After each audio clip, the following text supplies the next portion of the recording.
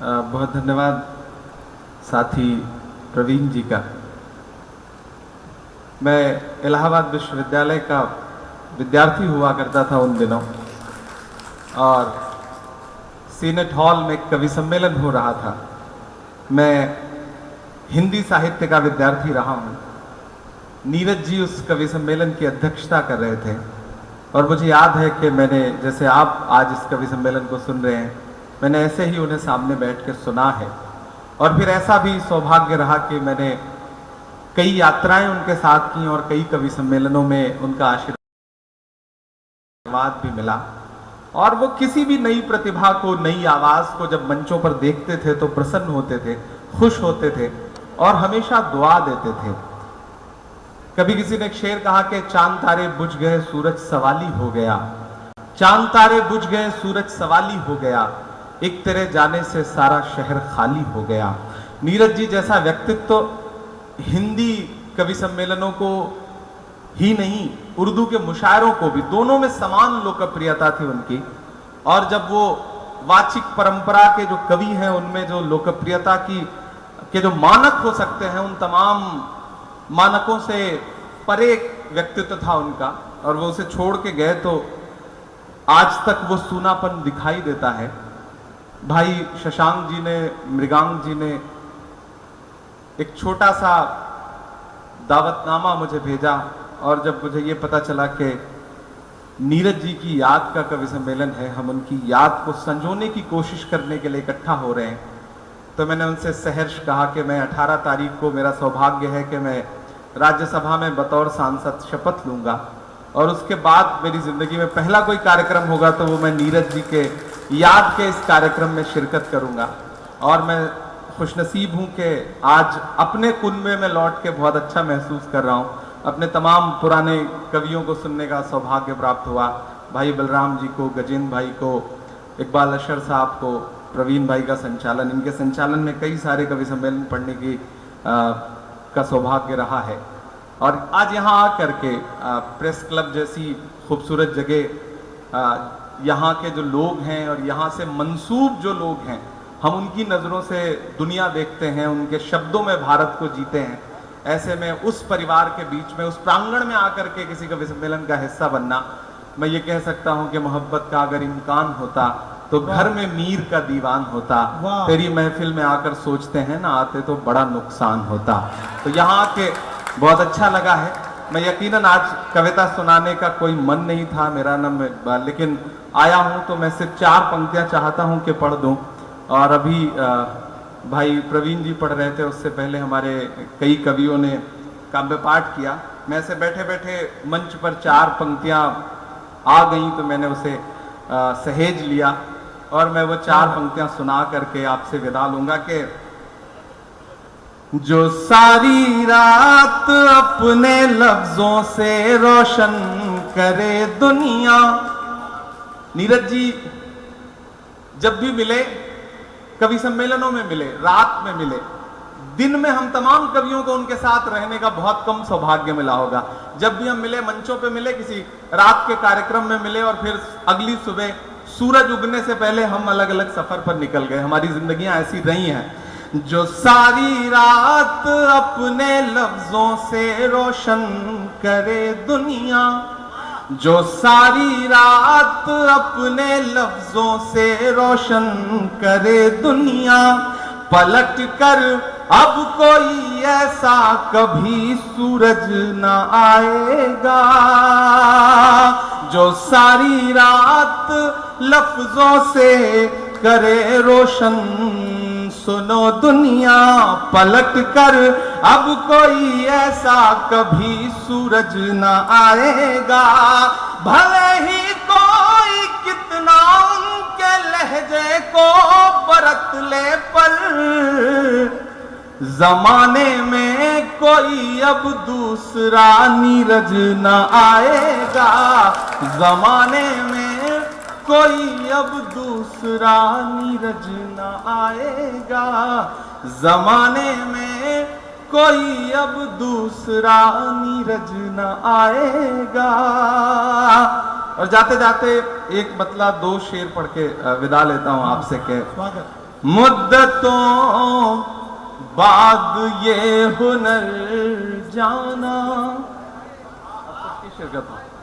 मुद्दतों बाद ये हुनर जाना, मुद्दतों बाद ये हुनर जाना, कब ठहरना है कब गुजर जाना, कब ठहरना है कब गुजर जाना, मुद्दतों बाद ये हुनर जाना, कब ठहरना है कब गुजर जाना। और मेरी सूरज की एक आदत है, मेरी सूरज की एक आदत है, मेरी सूरज की एक आदत है,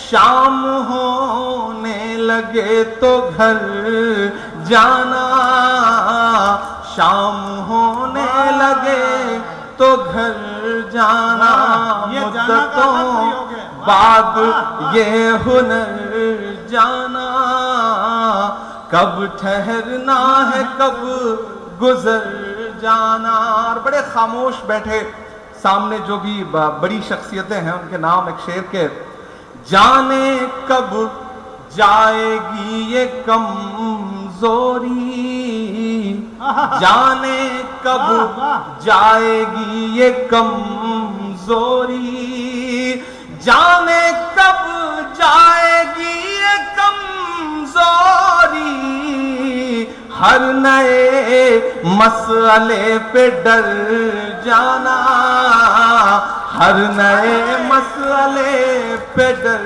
जाना, जाने कब जाएगी ये कमजोरी, हर नए मसले पे डर जाना, कब ठहरना है कब गुजर जाना। और एक शेर जो मुझे बहुत पसंद है, मुझे उम्मीद है आपको भी पसंद आएगा, कि मुझसे बिछड़ा तो खुदकुशी कर ली, मुझसे बिछड़ा तो खुदकुशी कर ली, मुझसे बिछड़ा तो खुदकुशी कर ली, अब मेरे साथ का असर जाना, अब मेरे साथ का असर जाना, मुद्दतों बाद ये हुनर जाना, कब ठहरना है कब गुजर जाना, मुद्दतों बाद ये हुनर जाना। आज की इस खूबसूरत शाम के लिए नीरज फाउंडेशन के तमाम जो जिम्मेदारान हैं उन्हें बहुत मुबारकबाद। अब मैं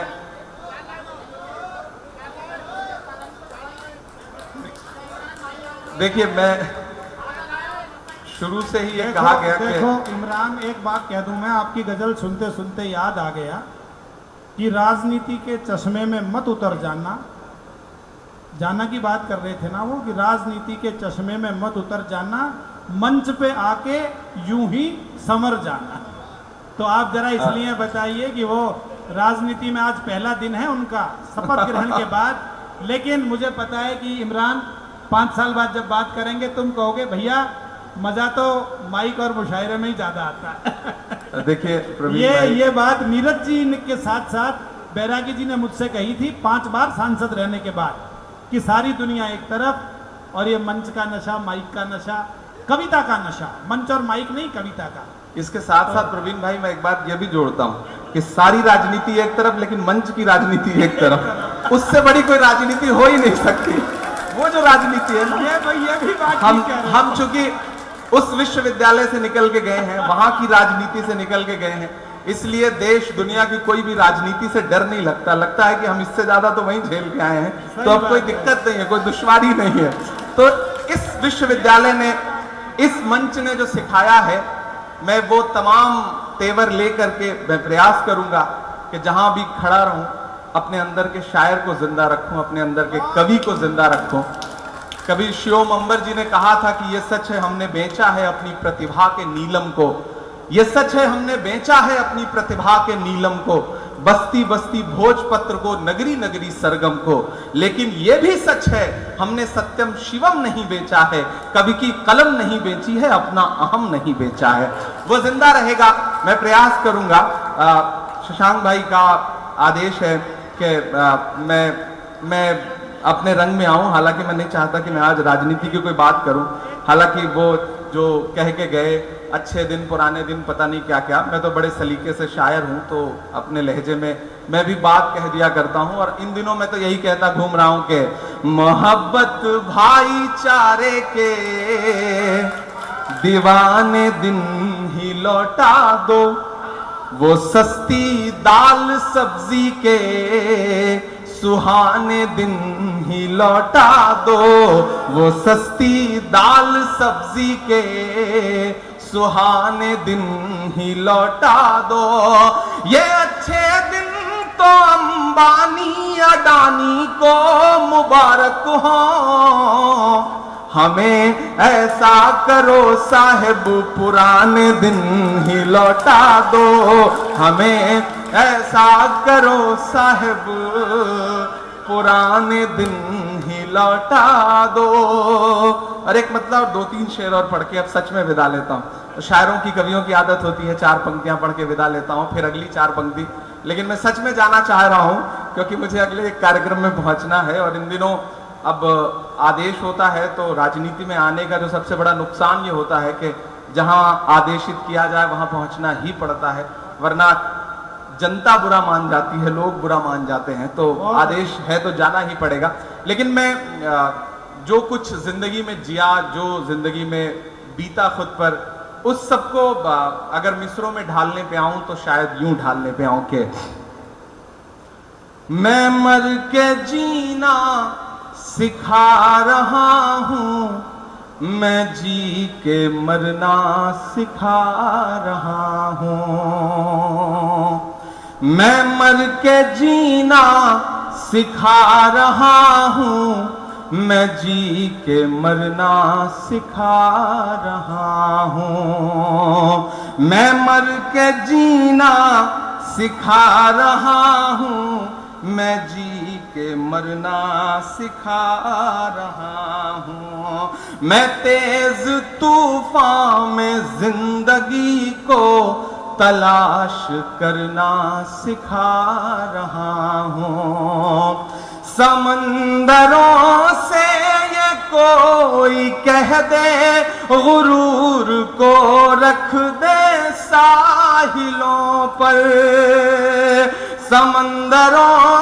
से ये कोई कह दे गुरूर को रख दे साहिलों पर, मैं इन थपेड़ों में अपनी कश्ती को पार उतरना सिखा रहा हूं, मैं इन थपेड़ों में अपनी कश्ती को पार उतरना सिखा रहा हूं। और आपसे बस इतना कहते हुए कि हम कहां कब किसी के असर में रहे, गजेंद्र भाई हो, प्रवीण हो, शशांक भाई हो, ये जो भी शब्दों के शिल्पी हैं, जो शब्दों से खेलने वाले जादूगर हैं, वो इस पार बैठे हों या इस पार बैठे हों, कलम से जो भी जुड़े हुए लोग हैं, उन सबके नाम ये मिसरे कि हम कहां कब किसी के असर में रहे, हम तो चुभते सभी की नजर में रहे, हम कहां कब किसी के असर में रहे, हम तो चुभते सभी की नजर में रहे, हम के तूफान पे कोई कसीदा लिखें, उससे बेहतर है कश्ती भंवर में रहे, हम कहां कब किसी के असर में रहे, हम तो चुभते सभी की नजर में रहे। हम के तूफान पे कोई कसीदा लिखें, उससे बेहतर है कश्ती भंवर में रहे। मत समझना कि मैं गीत गाता रहा, मत समझना कि मैं गीत गाता रहा। मैं तो जख्मों पे मरहम लगाता रहा, मैं तो जख्मों पे मरहम लगाता रहा।